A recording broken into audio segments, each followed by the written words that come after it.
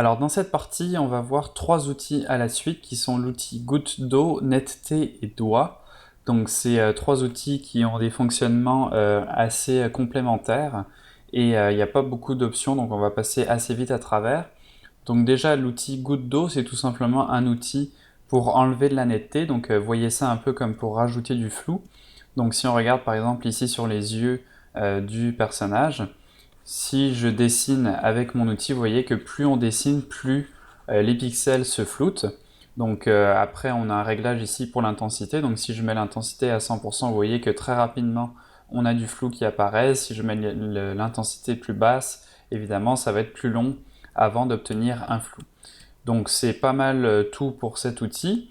Ensuite, on a donc son complémentaire qui est l'outil netteté, donc la différence de l'outil goutte d'eau qui va cette fois-ci nous permettre d'ajouter de la netteté sur notre image. Donc ça peut être très intéressant comme pour des détails comme ici les yeux, pour renforcer le regard d'une personne par exemple.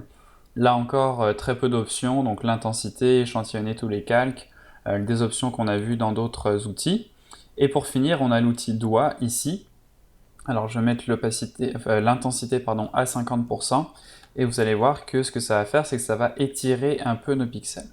Donc je vais prendre une brush avec la dureté à par exemple 30%, donc ça va être un petit peu plus doux sur les bords, et vous voyez que ça va me permettre par exemple de modifier légèrement certaines parties de mon image, donc par exemple pour modifier des rides ou les agrandir, etc. Donc on va pouvoir utiliser le doigt, donc avec des intensités peut-être une intensité plus faible pour être un peu plus subtil. Et donc là vous voyez qu'on va pouvoir venir étirer nos pixels. Alors c'est pas la façon la mieux forcément pour étirer des pixels, puisque vous voyez que ça va un petit peu flouter notre image. Ça peut être intéressant par contre dans certains cas, comme ici. Si je mets l'intensité à 100%, et que sur ma broche, donc avec le clic droit, je fais apparaître cette petite fenêtre qui me permet d'augmenter la dureté à 100%, donc je vais avoir des contours très nets. Je vais augmenter également un petit peu l'épaisseur. Et là, vous voyez qu'avec une intensité à 100%, ça va vraiment tirer nos pixels et les déplacer. Donc ça peut être intéressant dans certains cas, comme ici, pour étendre certaines parties d'une image. Donc vous voyez que c'est quand même assez grossier puisque ça va vraiment étendre les pixels. Donc on va se retrouver avec des lignes de couleurs vraiment pas très naturelles.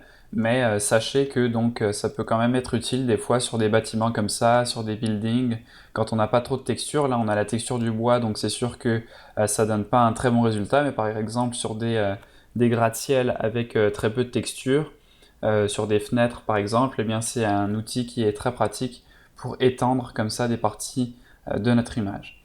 Donc voilà pour ces trois outils, l'outil goutte d'eau, netteté et doigt.